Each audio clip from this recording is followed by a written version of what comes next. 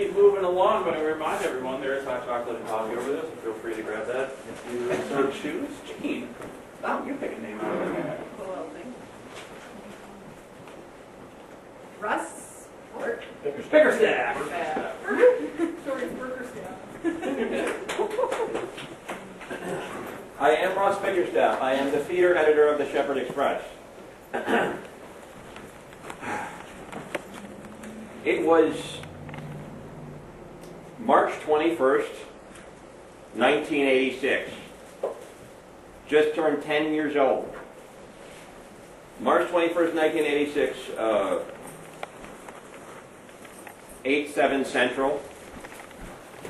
Was watching TV at the time. Did a lot of that back then. My favorite show of all time to this day was on back then. The Twilight Zone. Now, I'm not talking about the old Rod Serling black and white picture, if you will, doorway to another world type thing. This was the 1986-1987 revival of that series.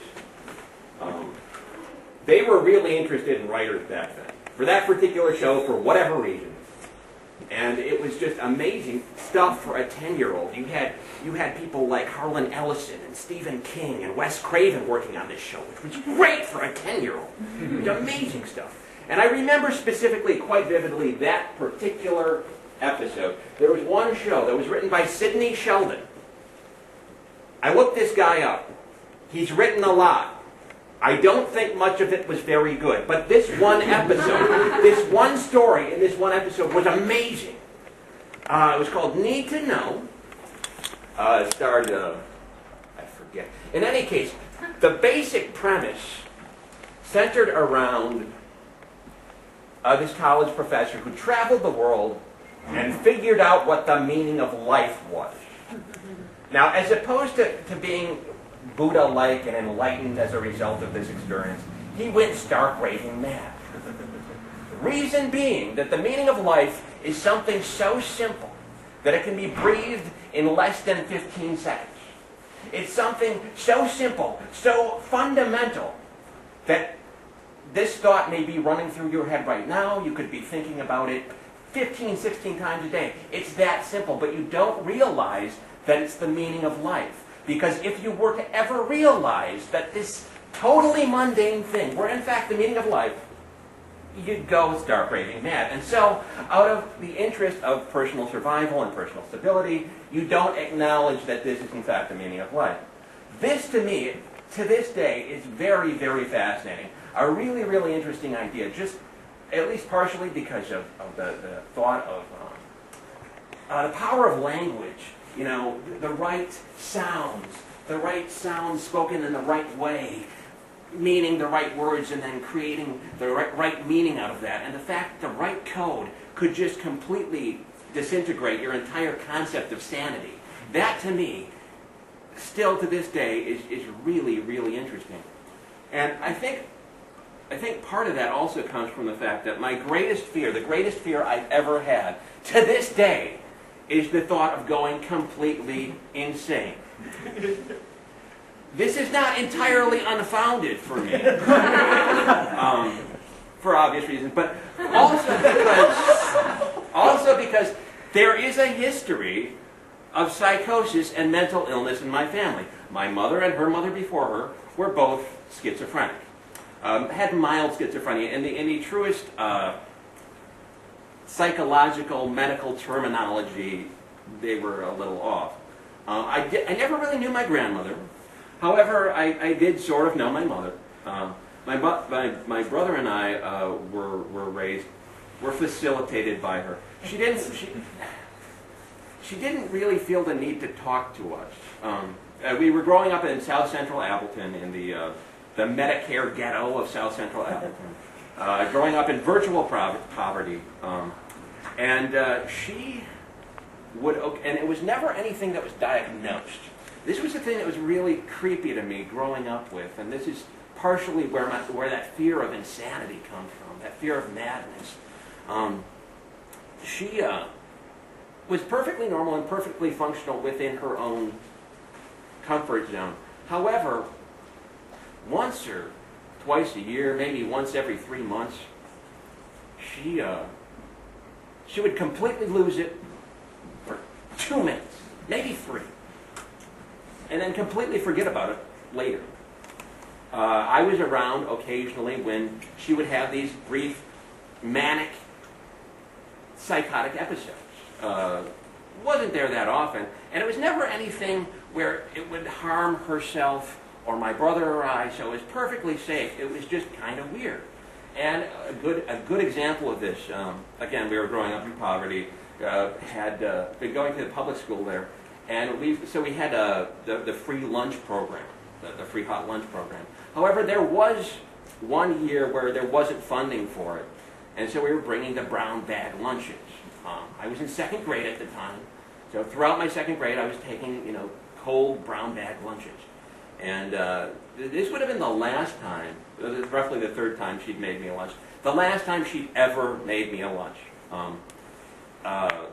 for school. The classic brown bag, there was the can of soda, Cole's brand soda. There was a little tiny bag of chips, the red apple with the little dent in it. And there was a sandwich in a sandwich bag. And it was a bologna and lipstick sandwich on white bread. I say again, a bologna and lipstick sandwich on white bread. I had to verify this with the other kids at the lunch table, and sure enough, they were certain. The bizarre thing about this, and the reason why I had to get it verified, is my mother didn't even wear lipstick. Evidently, my brother had also gotten the same lunch, and he being more aggressive, he'd actually confronted my mother on it. And the reason why I know it wasn't some sick joke on her part is at first she thought we were joking about it. And then after a while, when we persisted, she seemed a bit unsettled by that fact, which suggested that she had these moments, these brief moments, where logic just isn't working. And the disturbing thing is, this could be happening to all of us on a daily basis. This is something that could not possibly get diagnosed. Say you're alone, and for whatever reason you decide to enter lipstick into your diet.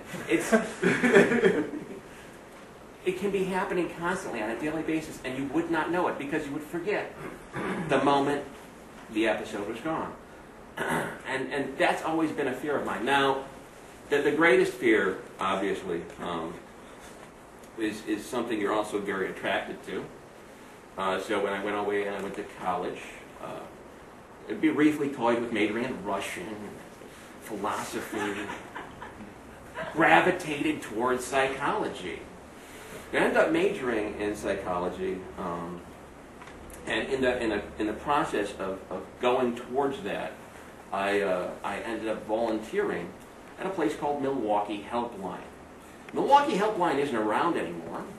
It was a grassroots a call center, perfectly mundane 414 area code. Anyone in Milwaukee could call who needed help of any kind. This was before the internet, so we may or may not have gotten calls from people asking what temperature to cook the turkey at.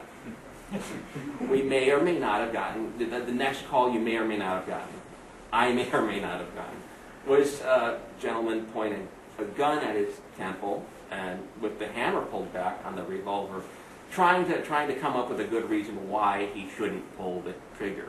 I may or may not have gotten calls like that all the time. And over the course of the year that I volunteered there, I may or may not have talked to representatives of every major psychosis. And those were not the ones that were the most disturbing. I can honestly say that the single most frightening experience I've ever had, and the story I can't tell right now, this is all build up to a story I can't tell. The story I can't tell right now because the line was totally anonymous. We signed an agreement that said that we can't talk about anything that we talk about on the line. It's totally anonymous. And so, for instance, I couldn't, if it were the case that I was talking to people who'd heard voices. I couldn't mention that. I was hearing voices myself. It was the one night of the week where there was just one person in that office.